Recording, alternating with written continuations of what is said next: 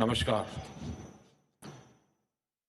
कार्यक्रम में हमारे साथ उपस्थित राज्यसभा के माननीय सभापति और देश के उपराष्ट्रपति आदरणीय वेंकैया नायडू जी, लोकसभा के माननीय अध्यक्ष श्रीमान ओम बिरला जी, राज्यसभा के माननीय उपसभापति श्री हरिवंश जी, लोकसभा और राज्यसभा में विपक्ष के नेतागण, यहाँ उपस्थित अन्य महानुभाव, देवियों और सज्जनों, आज का दिन हमारी संसदीय व्यवस्था में एक और महत्वपूर्ण अध्याय जोड़ रहा है। आज देश को संसदीय टीवी के रूप में संचार और संवाद का एक ऐसा माध्यम मिल रहा है जो देश के लोकतंत्र और जनप्रतिनिधियों की नई आवाज के रूप में काम करेगा। मैं आप सभी को, इस विचार को साकार करने वाली पूरी टीम को अनेक अनेक शुभकामनाएं देता हूं। जैसे अभी हमारे स्पीकर साहब ने बताया, आज दूरदर्शन की स्थापना के भी 62 वर्ष पूरे हुए हैं। ये बहुत लंबी यात्रा है। इस यात्रा को सफल बनाने में अनेकों लोगों का योगदान रहा है। मैं दूरदर्शन के संचालन से जुड़े सभी लोगों को भी बधाई देता हूं। साथियों, तेजी से बदलते समय में मीडिया और टीवी चैनल्स की भूमिका भी बहुत तेजी से बदल रही है। 21वीं सदी तो विशेष रूप से संचार और संवाद के जरिए रिवॉल्यूशन ला रही है। ऐसे में यह स्वाभाविक हो जाता है कि हमारी संसद से जुड़े चैनल भी इन आधुनिक व्यवस्थाओं के हिसाब से खुद को ट्रांसफॉर्म करें। मुझे खुशी है कि संसद टीवी के तौर पर आज एक नई शुरुआत हो रही है। मुझे ये भी बताया गया है कि अपने नए अवतार में संसद टीवी सोशल मीडिया और ओटीटी प्लेटफॉर्म्स पर भी रहेगा और इसका अपना ऐप भी होगा।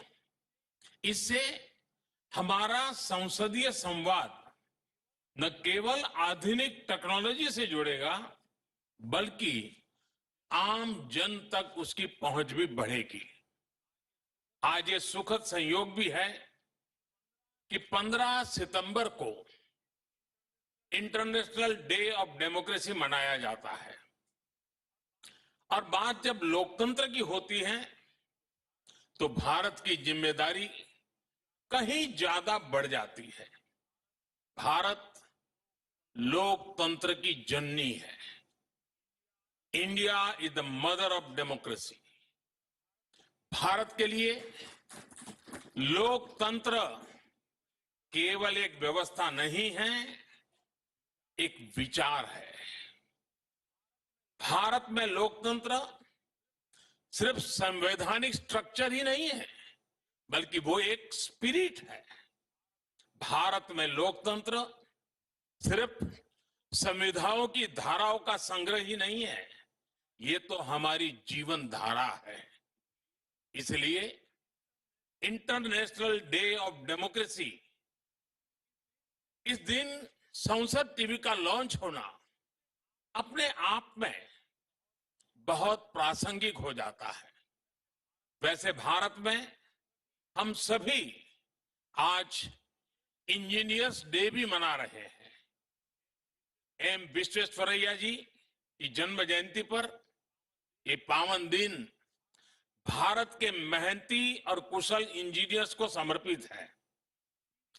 टीवी की दुनिया में तो OB engineer, sound engineer, graphics designing से जुड़े लोग, पैनल संभालने वाले लोग, studio directors, cameraman, video editors, कितने ही प्रोफेशनल्स ब्रॉडकास्ट को संभव बनाते हैं। आज मैं संसद टीवी के साथ ही देश के सभी टीवी चैनलों में काम करने वाले इंजीनियर्स को भी विशेष रूप से बधाई देता हूं। साथियों, आज जब देश अपनी आजादी के 75 साल मना रहा है, तो हमारे सामने अतीत का गौरव भी है और भविष्य का संकल्प भी है। इन दोनों ही क्षेत्रों में मीडिया की बहुत बड़ी भूमिका है। मीडिया जब किसी विषय को उठाता है, जैसे स्वच्छ भारत अभियान, तो वो और तेजी से जन जन तक पहुंचाता है। आजादी के अमृत महोत्सव में देशवासियों के प्रयासों को प्रचारित प्रसारित करने का कार्य मीडिया बखूबी कर सकता है। उदाहरण के तौर पर टीवी चैनल्स स्वतंत्रता संग्राम से जुड़े 75 एपिसोड प्लान कर सकते हैं, डॉक्यूमेंट्री बना सकते हैं। अखबार अमृत महोत्सव से जुड़ी परिशिष्ट प्रकाशित कर सकते हैं। डिजिटल मीडिया क्विज कंपटीशन जैसे आइडियाज के जरिए युवाओं को सीधे जोड़ सकते हैं। मुझे बताया गया है कि संसद टीवी की टीम ने इस दिशा में कई प्रोग्राम प्लान भी किए हैं। ये प्रोग्राम्स अमृत महोत्सव की भावना को जन जन तक पहुंचाने में काफी मदद करेंगे।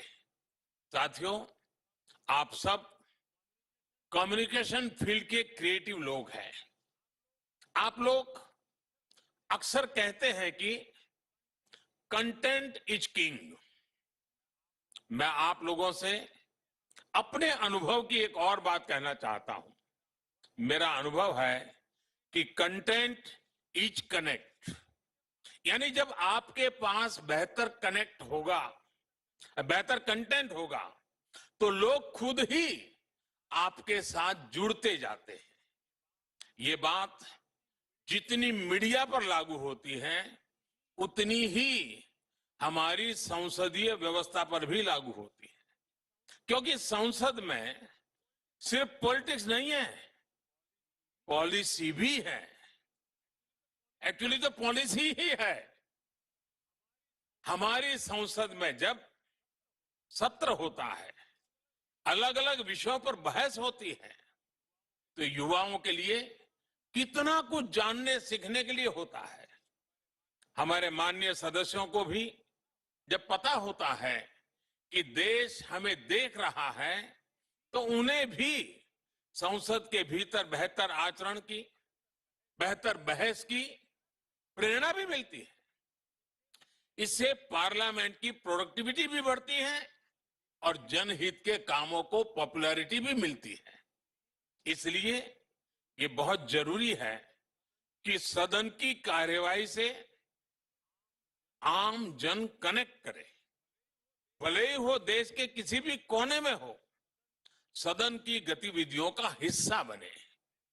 ऐसे में संसद टीवी को भी अपने कार्यक्रमों का चुनाव लोगों की, खासकर युवाओं की रुचियों के आधार पर करना ही पड़ेगा। इसके लिए भाषा पर ध्यान देना होगा। इंटरेस्टिंग और एंगेजिंग पैकेज और प्रोग्राम ये अनिवार्य हो जाएंगे। जैसे कि संसद में हुए ऐतिहासिक भाषण लिए जा सकते हैं।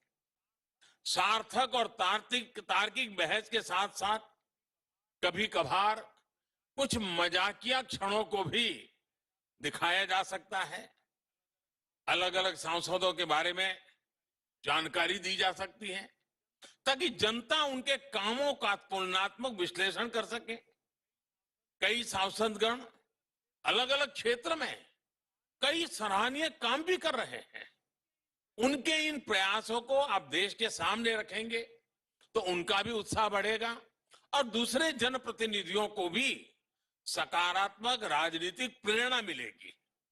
साथियों, एक और महत्वपूर्ण विषय जो हम अमृत महोत्सव में उठा सकते हैं, वो है हमारा संविधान और नागरिक कर्तव्य, देश के नागरिकों के कर्तव्य क्या है, इसे लेकर निरंतर जागरूकता की जरूरत है। और मीडिया इस जागरूकता के लिए एक प्रभावी माध्यम है। मुझे बताया गया है कि संसद टीवी इस तरह के कई प्रोग्राम लेकर आ रहा है। इन प्रोग्राम से हमारे युवाओं, हमारी लोकतांत्रिक संस्थाओं के बारे में, उनकी कार्यप्रणाली के साथ ही नागरिक कर्तव्यों के बारे में काफी कुछ सीखने को मिलेगा। इसी तरह वर्किंग कमेटियां, लेजिस्लेटिव वर्क के महत्व और विधानसभाओं के कामकाज के बारे में ऐसी बहुत सी जानकारी मिलेगी जो भारत के लोकतंत्र को गहराई से समझने में मदद करेगी। मुझे उम्मीद है संसद टीवी में जमीनी लोकतंत्र के रूप में काम करने वाली पंचायतों पर भी प्रोग्राम बनाए जाएंगे। ये प्रोग्राम्स भारत के लोकतंत्र को एक नई ऊर्जा देंगे, एक नई चेतना देंगे। साथियों, हमारी संसद, अलग अलग राजनीतिक दल, हमारी मीडिया, हमारे संस्थान, सबके अपने अलग अलग कार्यक्षेत्र है, लेकिन देश के संकल्पों की पूर्ति के लिए सबके प्रयास की जरूरत है, एकजुट प्रयास की जरूरत है।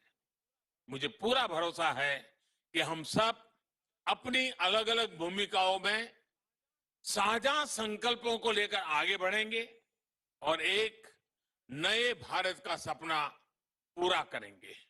इसी विश्वास के साथ मैं भाई रवि कपूर को भी बहुत बधाई देना चाहता हूं, क्योंकि उनका कार्यक्षेत्र नहीं है, लेकिन पिछले कुछ समय में ही उन्होंने जिस प्रकार से दुनिया भर के लोगों से कंसल्ट किया, उनसे मार्गदर्शन लिया, आइडियाज लिए, और जिस प्रकार से उन्होंने रचना की, एक बार मुझे जब वो बताने आए थे, मैं सचमुच में बहुत प्रभावित हुआ था। मैं रवि को और उनकी पूरी टीम को बहुत बधाई देता हूं। आप सभी को भी बहुत बहुत बधाई, बहुत बहुत शुभकामनाएं। धन्यवाद।